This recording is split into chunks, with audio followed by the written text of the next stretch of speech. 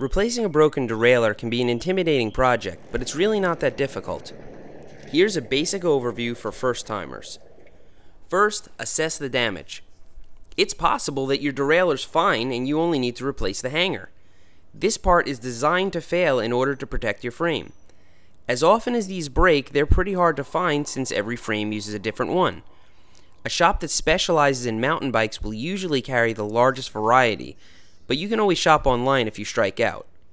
With basic tools, you can replace your hanger just by looking at how the old one was attached. A little tinkering and you'll be back up and running.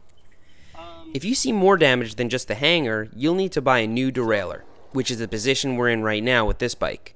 Check your chain too, because there's a chance it got tangled up in whatever wreck you were in. Another part you may need to replace is the shifter cable, unless you had plenty of extra length in the old one. If you haven't bought replacement parts yet, take note of how many gears you have on your cassette. The chain and derailleur you buy will be specific to this number. Unless you have exotic or expensive parts in your bike, you can mix Shimano, SRAM, or off-brands with each other and everything will work fine. In all cases, the first step is to take your chain off. Just isolate the master link and give it a squeeze with some narrow pliers. Pull the chain out and you're ready to remove the old derailleur. Most derailleurs are fastened on with a hex bolt, so you'll need your Allen keys for this. Most of the time you can reuse your shift cable, but if it's damaged you'll need to run a new one. We'll save that for a different video. Next, fasten the new derailleur to the bike, making sure the screw is behind the notch on your derailleur hanger. This screw is designed to keep the upper cog from crashing into your cassette, but tightening it too much will give you problems shifting. Once you put the chain back on, you can adjust it as necessary. All derailleurs have two limiting screws to keep the chain from shifting off of the cassette. These are labeled H for high gear and L for low gear. If you look at your drivetrain from the back side, you can manually push the derailleur to its higher and lower limits. Look at the upper cog's position in relation to the gears on the cassette.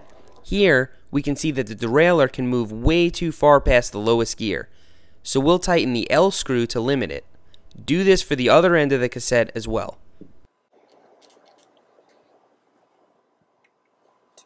Next, we'll attach the gear cable. First, make sure you're shifted into the highest gear, or to put it another way, the smallest gear. This is usually the smaller lever on the right side of your handlebars. Next, attach the gear cable to the derailleur. Make sure there's no slack in the cable whatsoever. If it's a new cable, you're likely going to need to tighten it again while adjusting, since it's going to stretch and settle into place. We'll go over that in a minute too. Now we're ready to put the chain back on. Pull the derailleur cage downwards and drop the chain behind the cassette and in front of the upper cog. The chain then goes around the back side of the lower cog and back up to the front of the bike. If you have a front derailleur, make sure you run the chain through it as well. Your master link can be reattached simply by snapping it together and pulling on the chain. Now you can turn the cranks and try shifting. Chances are it's going to shift terribly, unless you're some kind of a derailleur Jedi. First, shift up and down like crazy to get the cable settled into place, and then start at the bottom and work your way up. If the first click on your shifter doesn't get the chain onto the second cog, it means you need to tighten your cable more.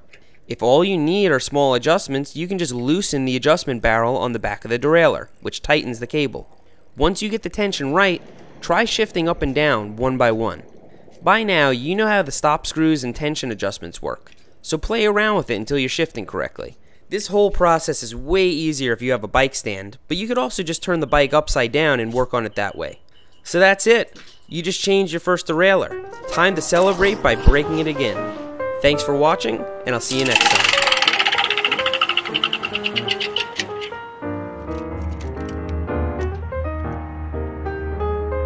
I need a new derailleur. That was terrible. This is fucked.